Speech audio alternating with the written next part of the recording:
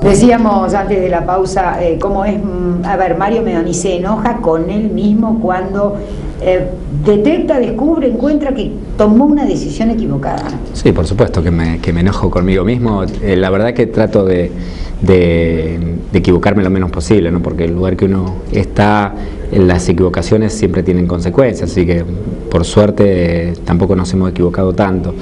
A lo mejor uno se equivoca en cosas menores. Yo soy de reconocer las equivocaciones, de no estar reprochándolo más, sino de subsanarlas, ¿no? Me parece que lo único que no puede hacer uno es encapricharse y decir, no, bueno, me equivoqué, pero para que esto pase desapercibido, o me lo mantengo a rajatabla, aunque me esté equivocado, porque lo tomé la decisión. No es mi estilo. Cuando me equivoco, soy de pedir disculpas, de modificar una situación si está mal tomada, o de simplemente en una discusión pedirle disculpas al otro, digamos, ¿no? Si realmente me equivoqué con algo, lo hago, y lo hago, por supuesto, que me hace sentir bien, pedir disculpas y poder seguir avanzando, ¿no?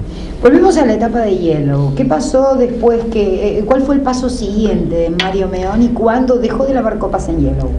Sí, en realidad en Yellow estuve trabajando un año de lavacopas. Después, la verdad que gracias al doctor Llena, el cordobés Morales, que era el encargado, y algunos más, rápidamente me fueron dando la posibilidad de hacer suplencias en la caja, y en realidad los últimos 3 años fui encargado en Yellow, y bueno, en los últimos tiempos la verdad que prácticamente hacía la administración del negocio yo, digamos, ¿no? Ya tenía casi 20 años.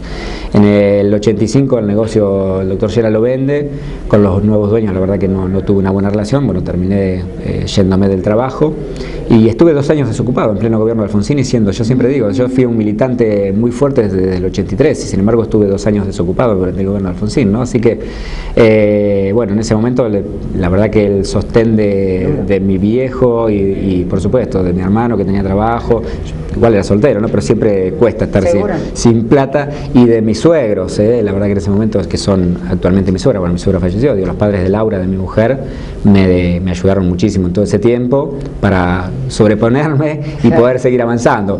Y en el año 87, un amigo de la militancia, Juanjo Laxegorde, un dirigente joven de Carlos Tejedor, que era funcionario del Programa Alimentario Nacional, me dice, Mario, ¿por qué no te venís a Buenos Aires? PAN. Exactamente, y me fui al Programa Alimentario Nacional, al PAN. Y también, digo, empecé a trabajar como cadete en una oficina. Digo, siempre mi mayor orgullo es que empiezo de abajo y después crezco, digamos, ¿no? Y a los 6 meses ya me habían, o antes, a los 3, 4 meses ya me habían cambiado de oficina, me habían jerarquizado, y bueno, y al poco tiempo también pasé a tener un cargo importante dentro del programa alimentario, y bueno, trabajé allí hasta el 89, que fue donde bueno, terminó el gobierno de Alfonsín, y en julio, por supuesto, que nosotros presentamos todas las renuncias y nos fuimos. Yo era un funcionario, así que correspondía a eso, y así hicimos. Y inmediatamente Leopoldo Moró me pidió que empezara a trabajar con él, y estuve trabajando 2 años con Moró, primero en el Comité de Provincia, después con él como diputado y en la Fundación, así que bueno, siempre estuve cerca de él. Bueno, en el 91 ya fui electo concejal, me vine aquí, y bueno, ya a partir de ahí la verdad que prácticamente he tenido siempre representaciones políticas, así que bueno, he dedicado full time a esto. Si no fue Consejo Deliberante, fue legislatura provincial. Sí, en realidad entre el 95 y el 99, que fue el periodo que no fui electo, fui prosecretario del bloque de diputados nacionales del radicalismo, así que también cumplí una función pública allí bastante importante. Era prosecretario administrativo, así que bueno, de un bloque que tenía 80 legisladores, 80 y pico, ¿no? Del que tenemos hoy chiquito, y entre los que estaba, por supuesto, Federico Storani, que era el presidente del bloque, Lilita Carrió era diputada en ese bloque, bueno, había muchos, el actual gobernador de Tucumán, que era radical en ese momento, Alperovich, era diputado de ese bloque. Bueno, era un bloque muy grande, muy nutrido, y bueno, había mucho trabajo. ¿Cuántos correligionarios quedaron en el camino? Muchísimos más de los que uno hubiese deseado, ¿no? Y sobre todo muchos valiosos. Ajá. Muchos que han pasado a otros partidos, y muchos, la mayor parte, por lo menos de mi generación, que se fueron a su casa. ¿A su casa directamente? Sí, que no militaron más, o que bueno, la militancia los desgastó y no les dio la posibilidad de crecer. ¿Decepción? La verdad que es una lástima. Yo creo que a veces las consecuencias que tenemos de la falta de dirigentes, o que la gente percibe como tal, yo creo que es eso, digamos, ¿no? El caso radicalismo, una generación perdida después de la mal salida del gobierno de Alfonsín, de los golpes que tuvimos durante la década del 90 también con Menem, y creo que finalmente la salida de la Rúa terminó de frustrar a buena parte de esta generación, ¿no? Y la verdad que a partir de allí quedamos muy pocos, ¿no? Ajá. ¿Cuál es la relación hoy, por ejemplo, con Leopoldo Moró? Bueno, tengo diálogo, charlo, tomo un café, cada tanto me junto, siempre es una persona muy inteligente que me gusta, es bueno escucharlo, ¿no? Yo creo que a veces el problema que hemos tenido en el radicalismo es que tengo parte de responsabilidad, como tenemos todos los militantes, ¿no? Es que no hemos sabido darle el lugar adecuado a cada uno, y en eso de tener los roles adecuados me parece que algunos se quedaron con el rol de dirigir el radicalismo más del tiempo que debía, cuando en realidad podían contribuir con su sabiduría desde otro lugar, como el caso de Moró o de Storani, ¿no? Que yo por supuesto no quiero mandarlos a la casa, ni nada que se le parezca, porque son personas realmente muy lúcidas y muy valiosas y con una experiencia vastísima. La verdad que da mucho gusto escucharlos, a pesar de que muchas veces no tenemos coincidencia en las visiones, ¿no? Pero bueno, eso no quita que uno le tenga mucho respeto. Ese tipo de cosas fueron las que lo llevaron a Mario Meoni a transformarse en un radical K.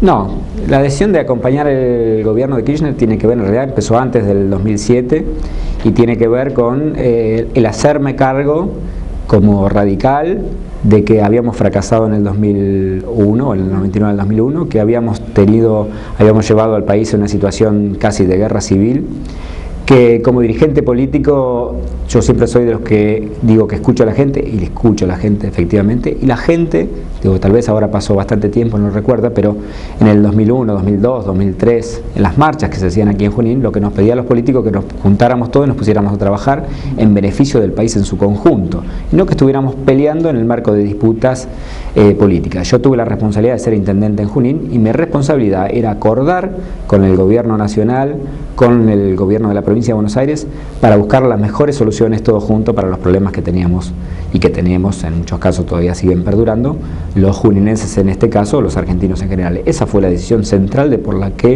cual yo acompañé ese proceso político. Que la verdad a mí me hubiese gustado que el radicalismo en su conjunto lo hiciera, porque hubiésemos sido un equilibrio mucho mayor de que pudimos ser siendo pocos dentro de la concertación. Si la concertación hubiese sido con una fuerza mucho más voluminosa como la del radicalismo, seguramente la estabilidad de ese gobierno del kirchnerismo hubiese sido mucho mayor que la que tuvo. Pero bueno, yo participé de las elecciones en el radicalismo, las gané y me intervinieron, digamos, no pudimos dar el debate que queríamos. ¿Qué fue lo mejor y qué fue lo peor de esa etapa? Digamos que desde esa concertación hasta, creo yo, que el momento en el que se produce el quiebre, que es cuando la famosa 125. Bueno, creo que lo mejor es para los juninenses, es decir, poder haber logrado, en general, haber logrado para Junín muchas cosas importantes, sobre todo lo que tiene que ver con el plan de viviendas. Muchas cosas lamentablemente quedaron en el camino.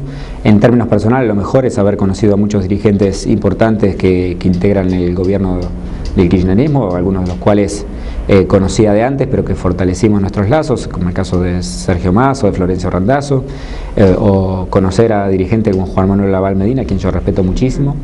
Me parece que eso ha sido lo mejor. Lo peor creo que ha sido el castigo que suele aplicar el kirchnerismo a quienes no acompañan, ¿no? Y eso me parece que es lo peor. En este caso, que el castigo no a Mario Meoni, sino el castigo a Junín en algunas cosas, me parece que fue lo único negativo. Sí, creo que ha sido lo único negativo, pero digo, no es negativo para Mario Meoni, es negativo para Junín, es negativo para la democracia en definitiva, porque la verdad que lo bueno sería que en democracia pudiéramos convivir sin ningún problema, como de hecho convivo con el gobierno de la provincia de Buenos Aires, que es del mismo signo político que el gobierno nacional, y yo convivo en perfectas condiciones, y Junín sigue teniendo el mismo trato que tiene cualquier distrito de la provincia de Buenos Aires. Entonces me parece que eso es lo que debemos evidenciar en la democracia. Lo otro me parece que es nocivo para la democracia, y es nocivo hasta para el propio gobierno, porque puede tener hoy una imagen importante de la presidenta, posiblemente pueda ganar las elecciones, pero la verdad que vivimos un periodo de tensión muy fuerte durante dos años y medio de la Argentina, innecesariamente por esa Ahora, posición, ¿qué pasa, ¿no? Después de no sé cómo venimos con los tiempos, si tenemos que ir a pausa? No, ahí seguimos. ¿Qué lectura hace Mario Meoni después de las declaraciones de la Presidenta de la Nación en las últimas horas, que dan la sensación, fueron muy duras y orientadas y dirigidas puntualmente yo entiendo que a la CGT, a Hugo Moyano, y es una manera de empezar a ver si realmente se va a postular, no se va a postular? ¿Qué lectura hace? No, yo Yo la verdad que creo que si es una decisión, si es por cuestiones políticas, va a ser candidata. A mí no me cabe en duda que todas las razones del lado de la política están para que sea candidata, ¿no? Por una cuestión de imagen, de que garantiza la unidad de ese sector. Creo que ningún otro dirigente puede garantizar esa unidad. Garantiza probablemente el resultado electoral más importante que puede ser el Frente por la Victoria, indudablemente. Las otras razones son de carácter personal y tienen que ver con su nivel de estrés, con su cansancio, con tal vez sentirse sola a la hora de la toma de decisiones, y bueno, esas cosas por ahí pueden afectarla, sentir que sus hijos les demandan otra cosa y eso también puede afectar. Digamos, hay algunas cosas que a veces desde la sociedad creen que los políticos somos unas maquinitas que funcionamos solamente en función de la función pública, de la función política, y en realidad somos personas como cualquiera que también tenemos nuestros problemas, que tenemos nuestros sentimientos, nuestras sensaciones, nuestras dificultades, y que bueno, a veces más allá de lo que la razonabilidad política indica, uno toma decisiones a partir de otros parámetros y de otros valores, ¿no? Y eso tal vez pueda pesar y cambiar en su decisión. Yo de todas maneras creo que en ella va a pesar más la decisión política que la personal.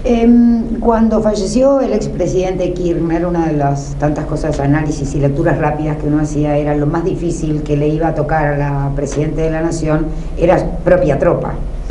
Han pasado los meses y esta es la sensación que uno tiene. Lo más complicado no es la oposición para ella hoy, sino su propia tropa, y tener que alinearla sola, porque antes tenía a... Sí, además, digamos, la forma de construcción que tenía Néstor Kirchner y el kirchnerismo es muy centralizada en ellos dos, digamos, ¿no? Y en unos pocos amigos santacruceños que a veces acompañan en algunas cosas y otros que la verdad no son armadores políticos. El caso de Julio De Vido, ¿no? Alguien que construye, pero no es un armador político. Exacto. Entonces, indudablemente que eso tiene que ver con este estrés que yo digo que hoy seguramente debe estar teniendo, que es poder construir todo esto tal vez sola, y además no haciendo lo que más le gustaba, porque lo que le gusta, me parece a quien le gustaba hacer esto de construir, de atender, de hablar con los dirigentes, indudablemente que era Néstor, no a Néstor Kirchner, no a Cristina. Pero bueno, indudablemente que van a tener que tomar decisiones, y bueno, si no lo toma ellos, lo tomará alguien cercano, pero bueno, me parece que en estos momentos, si ella ha tomado la concentración de la toma de decisiones, como creo que está dada, va a tener que tomarlas a corto plazo, siendo o no siendo candidata. No siendo también es una decisión muy fuerte, ¿no? Y que supone también o abandonar absolutamente todo o organizar absolutamente toda la salida. No va a ser fácil, por supuesto, porque me parece que hay muchos grupos que son bastante antagónicos en la forma de pensar dentro del kirchnerismo, que son antagónicos éticamente inclusive, ¿no? Entonces, bueno, la verdad que algunos tienen unos parámetros y otros bastante distintos y muy distintos. Entonces, la verdad que conformar toda esa trama no va a ser fácil, pero bueno, será un problema del Frente por la Victoria y de la Presidenta, que también es un problema de los argentinos en buena medida, ¿no? Obviamente, obviamente. Hablaba del costo que tiene el dedicarse a la función pública. Yo voy a hacer una pequeñísima pausa porque cuando vuelva quiero saber cuál es el costo que ha tenido esto de dedicarse a la función pública para el intendente, para Mario Meoni, su familia, su casa, sus hijos.